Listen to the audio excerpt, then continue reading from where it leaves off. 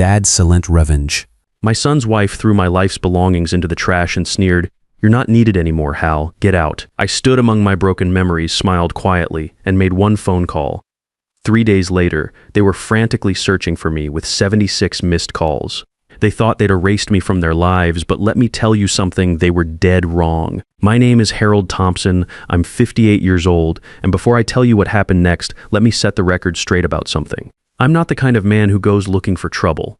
35 years as an electrical engineer taught me to think problems through, measure twice, cut once. You know how it is, when you work with electricity, one mistake can kill you. But here's the thing about family, when someone tries to throw you away like yesterday's garbage after you've given them everything, well, that's when an engineer's mind starts working in ways they never expected. The first thing I noticed wasn't the house when my pickup truck pulled into the driveway. It was the pile. 3 days of fishing up at Cedar Lake had left me relaxed and peaceful. You know that feeling when you've been away from all the noise and just had time to think. But that peace died the moment I saw this mountain of my belongings scattered next to the dumpster like some kind of yard sale gone wrong. Those are my things, I thought, hands still gripping the steering wheel like I was trying to wake up from a bad dream. Cardboard boxes torn open, contents spilling everywhere, like someone had just grabbed stuff and thrown it without caring what broke. My work boots crunched on gravel as I walked closer, each step feeling heavier than the last. And there it was, our wedding picture from 38 years ago. The glass cracked right across Beverly's face, dirt clinging to the silver frame I'd polished just last month. You ever have one of those moments where your brain just refuses to process what you're seeing? That was me, standing there holding that broken picture. Someone made a mistake, this had to be a mistake, but the evidence kept piling up, and I mean that literally. My anniversary watch, the Timex Beverly had saved 3 months to buy me, lay face down in a puddle. Crystal shattered, leather band soaked through. That watch had been on my wrist every day for 20 years. Now it looked like someone had stepped on it. My fishing gear was scattered like a tornado had hit it. Tackle boxes split open, lures and sinkers mixing with kitchen utensils and old photographs. The rod I'd used for 20 years was snapped in half. Guides torn away like broken teeth. Someone had thrown my entire life onto the street with all the care they'd give actual trash. Here's what really got me, the boxes told their own story. Hastily packed, roughly handled, torn at the corners where they'd been dragged or dropped. My name was still visible on one side, written in Beverly's careful handwriting from our last move 8 years ago. The ink had run in the damp air, making my own name look like a watercolor mistake.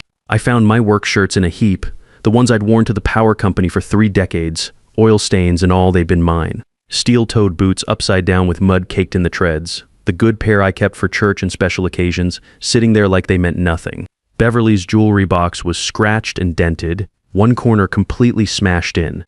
The velvet lining had come loose, and her few precious pieces were scattered in the dirt next to cigarette butts and bottle caps. Her mother's ring, the one she'd planned to pass down someday, was coated in grime. Let me tell you something about 40 years of careful preservation. You don't just throw that away by accident. This wasn't random. This wasn't some city mix-up. Someone had deliberately packed up everything I owned and thrown it away like garbage. Someone had made a choice to destroy 40 years of building a life, 40 years of memories. I straightened up, my back aching from bending over all this mess. The house loomed in front of me, windows dark and unwelcoming, like it was trying to pretend I'd never lived there. You know that feeling when a place that used to feel like home suddenly feels like you're trespassing? That's exactly what this was. Time to find out what was really going on here. I walked toward the front door, stepping over more scattered papers and broken picture frames. Each footstep felt deliberate now, purposeful. Someone was going to explain this mess, and they were going to explain it right now. After 8 years of living in this house, paying the bills, keeping the place running, someone owed me answers. The key slid into the lock like it had 1,000 times before. Turned halfway, then stopped dead. I tried again, applying more pressure, wiggling the metal back and forth the way you do when a lock's being stubborn. Nothing. The lock refused to budge, solid and unyielding, like I was trying to open a bank vault with the wrong key. They changed the locks. They actually changed the locks on my own house. My hands were shaking now, not from fear, but from something else. Anger, maybe. Or just the pure shock of realizing what this meant. I pulled the key out and examined it closely, like maybe the brass had somehow transformed during my fishing trip. Same worn edges, same scratches I'd memorized over the years. The problem wasn't the key, the lock was different. You know what I did next? I pulled out my phone and called Victor first, because that's what a father does. He'd explain this mess, sort everything out, Tell me there was some reasonable explanation for why my entire life was sitting next to the garbage. The phone rang once, twice, 3 times before clicking to voicemail. His voice, cheerful and recorded like nothing was wrong. You've reached Victor Thompson. Leave a message and I'll get back to you. Victor, it's Dad. I just got back from fishing and all my stuff is on the street. The locks are changed. What's going on? Call me back right away. I tried Diane next, though. Talking to my daughter-in-law always felt like walking through a minefield. You know how some people just have that way about them? Like every conversation is a test you're probably going to fail. That's Diane. Same result anyway, straight to voicemail. Her message was shorter, crisper. You know what to do. Standing there on my own front porch, locked out like a stranger, I felt something cold settle in my stomach. This wasn't some mix-up or emergency repair. Someone had planned this. Someone had waited for me to leave town, then systematically erased me from the place I'd called home for 8 years. Here's the thing about being an engineer. You learn to see patterns, and the pattern here was crystal clear. They'd waited until I was gone. They'd changed the locks. They'd thrown out my belongings like trash. This was deliberate, calculated, and it had my son's fingerprints all over it. Time to get some answers from the neighbors. I walked across the yard to Leonard Foster's house next door. If anyone knew what had happened, it would be Lenny. The man noticed everything, which newspapers people read when they left for work, who visited when. 8 years of living next to him, and I'd never seen him miss a detail about what was going on in the neighborhood. I knocked on his door, 3 sharp raps that echoed in the quiet street. Footsteps approached, cautious and measured, like he was checking the peephole first. The door opened just wide enough for Lenny's weathered face to appear, his eyes darting past me toward my scattered belongings. Lenny, do you know what happened here? All my stuff is on the street, and I can't get into my house. His expression shifted, uncomfortable and evasive like a kid caught with his hand in the cookie jar. Sorry, Hal, haven't noticed anything unusual. Maybe some kind of mistake. Mistake? I gestured toward the pile of my life sitting next to the garbage. That's 40 years of my stuff sitting out there. Someone changed my locks while I was gone fishing. You had to have seen something. Lenny's gaze flickered away, focusing on something behind my shoulder. I've been busy with my garden, didn't really pay attention to what was happening over there. You want to know what a lie sounds like? That was it. Hanging between us like smoke. Lenny had been retired for 6 years and spent most days positioned at his front window watching the neighborhood like a security guard. He knew exactly what had happened, but for whatever reason he wasn't going to tell me. Look, if you need somewhere to make phone calls or wait for your family, you're welcome to, he offered, clearly wanting me gone. Thanks, but I'll manage. The door closed with a soft click, leaving me standing alone on his porch.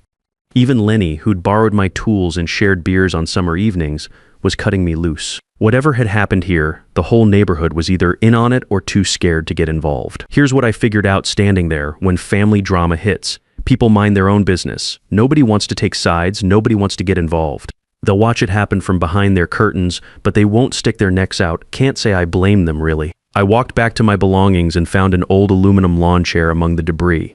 Set it up next to the largest box and settled in to wait. My phone showed no new messages. I tried Victor again, then Diane. Both calls went straight to voicemail without even ringing this time. Either their phones were off or they were deliberately avoiding me.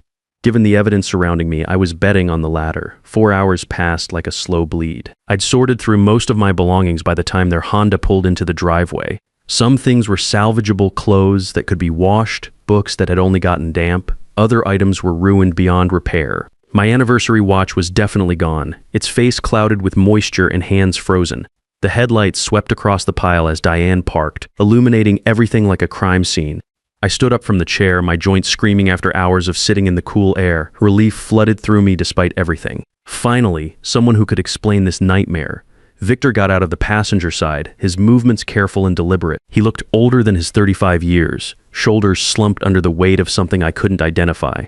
Diane emerged from the driver's side with her usual brisk efficiency, her blonde hair perfect despite the long day. Victor, Diane, thank God you're here. I walked toward them, trying to keep my voice steady. What happened? Why are my things on the street? I can't get into the house. Someone changed the locks while I was fishing. Diane didn't break stride, walking past me like I was invisible. She pulled grocery bags from the trunk with sharp, angry movements that told me everything I needed to know about her mood.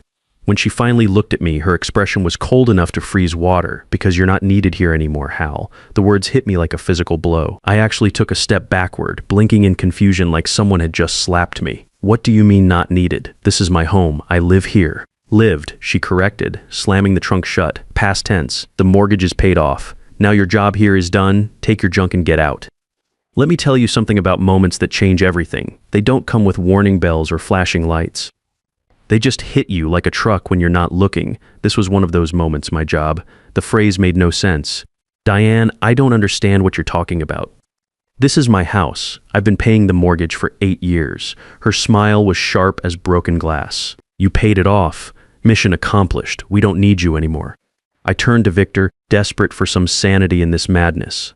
Son, what is she talking about? Tell me what's going on here. Victor couldn't meet my eyes. He stared at the ground, hands shoved deep in his pockets like a guilty child who knew he'd done something wrong but couldn't bring himself to admit it. Sorry, Dad, he mumbled, barely audible.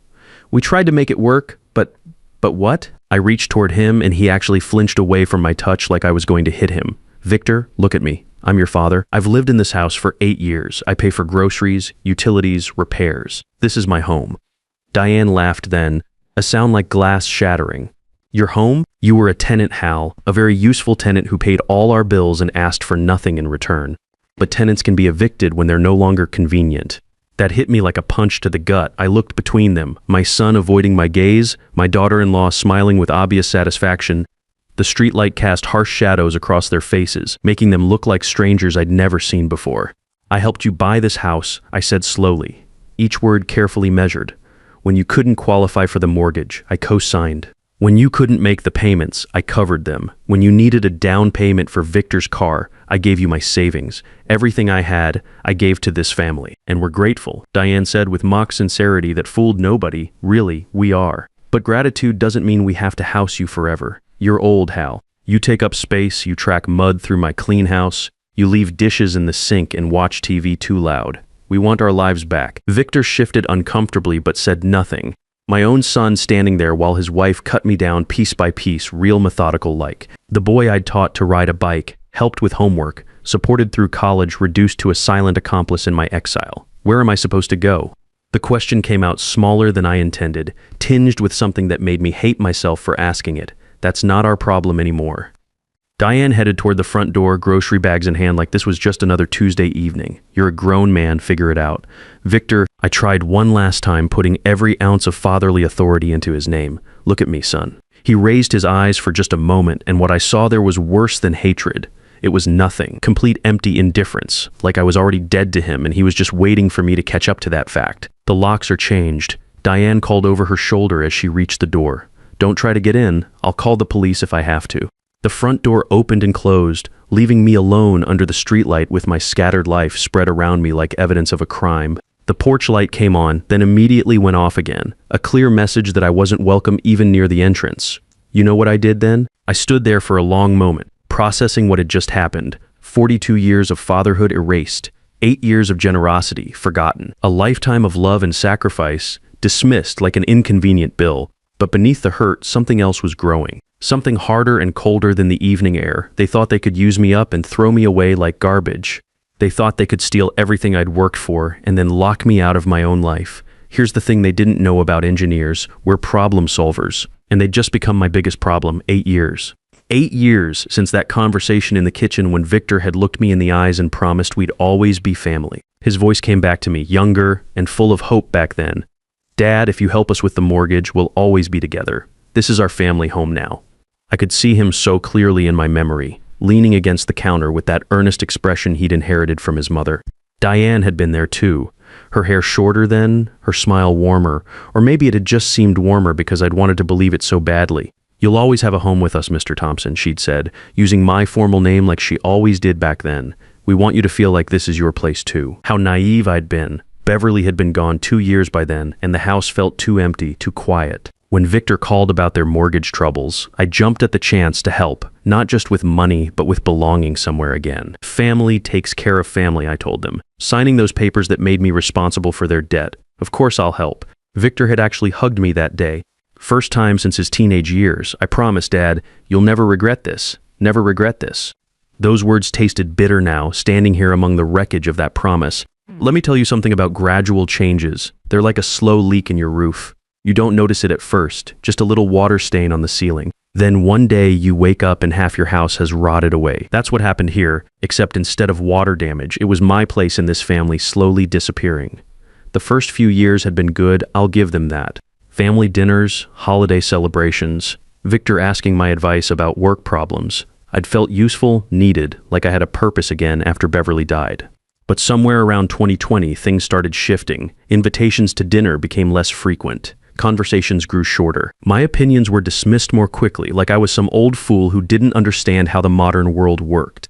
By 2023, I was eating most meals alone in my room while they had their family time downstairs. Diane would sigh when I used the kitchen, like my presence was something she barely tolerated. Victor stopped asking for advice and started looking through me instead of at me. They developed this language of glances and subtle signals that excluded me completely. You know what I told myself? It was temporary stress.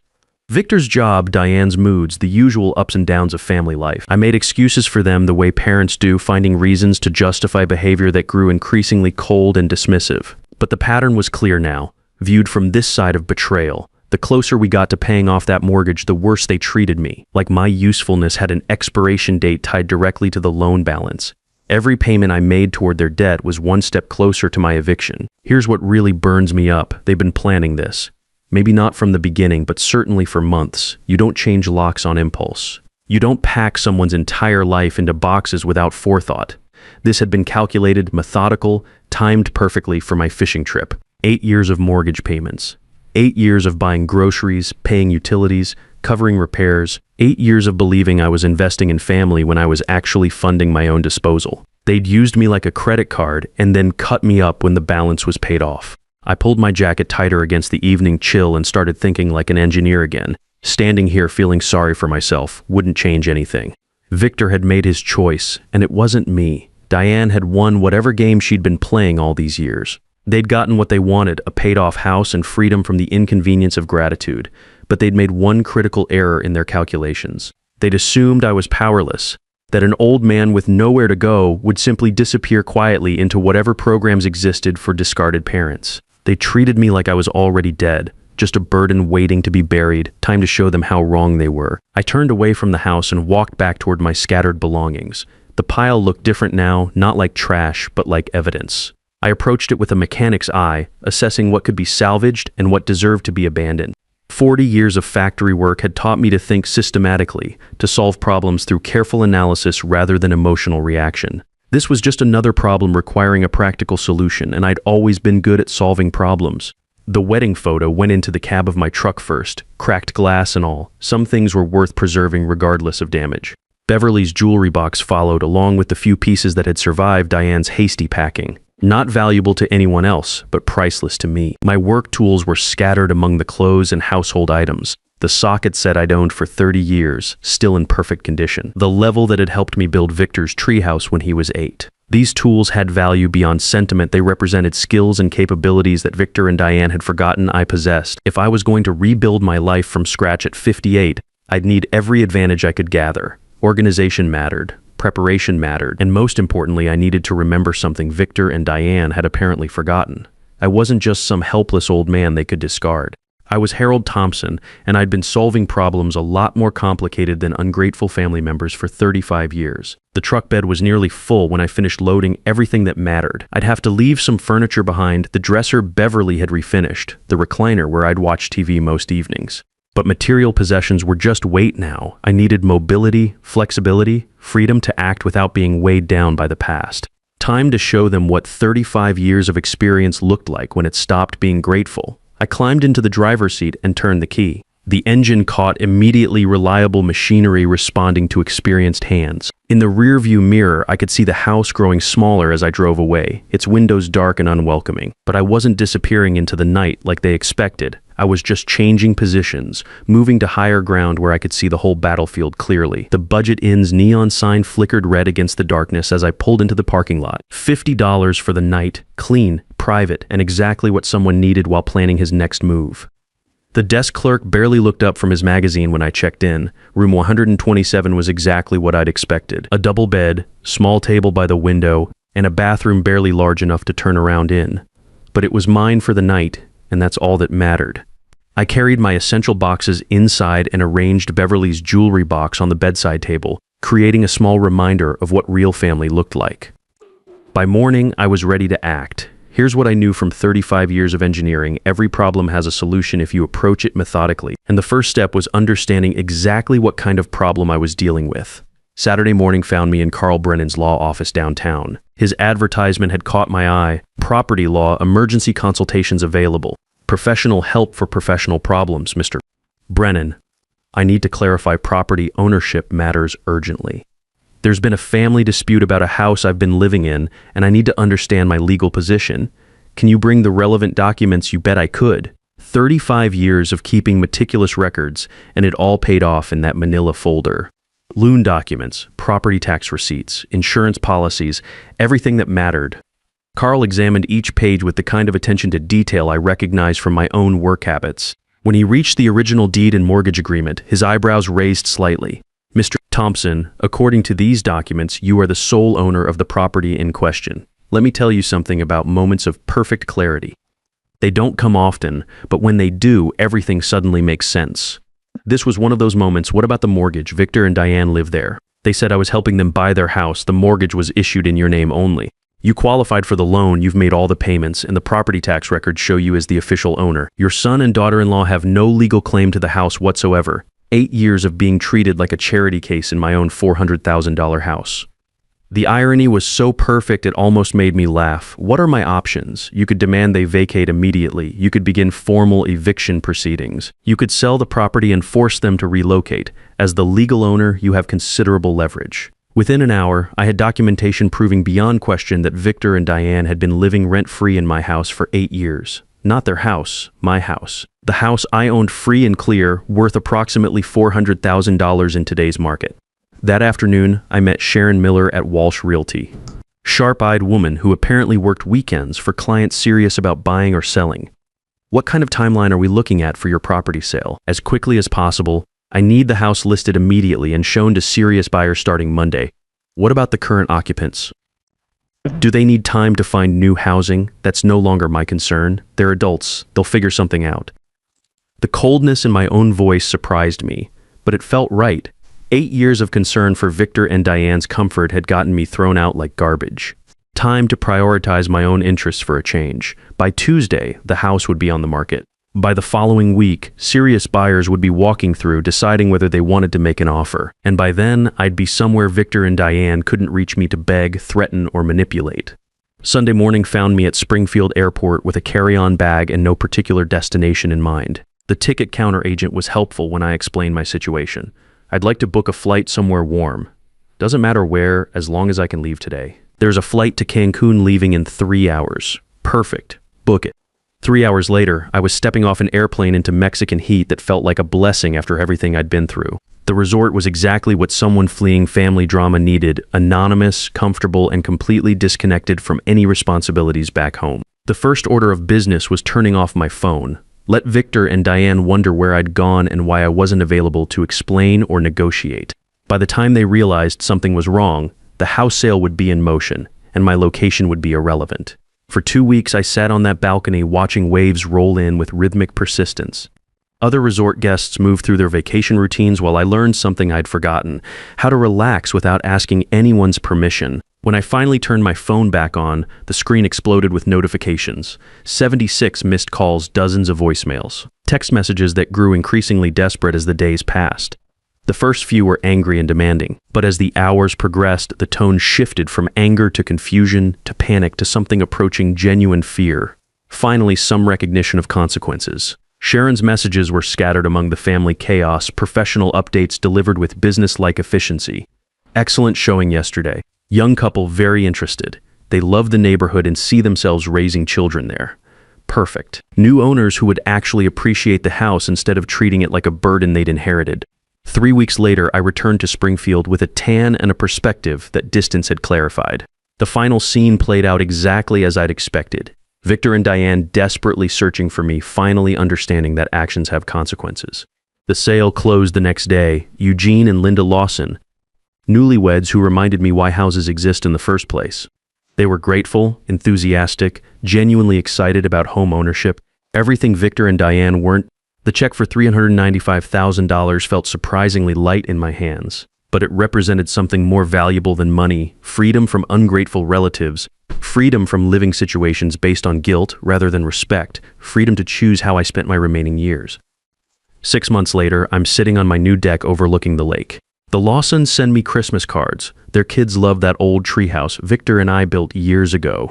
Victor calls sometimes since Diane left him after losing her law license, but it's different now. We talk, but there's something broken between us that can't be fixed with apologies. Some bridges, once you burn them, you can't rebuild the same way. But that's okay.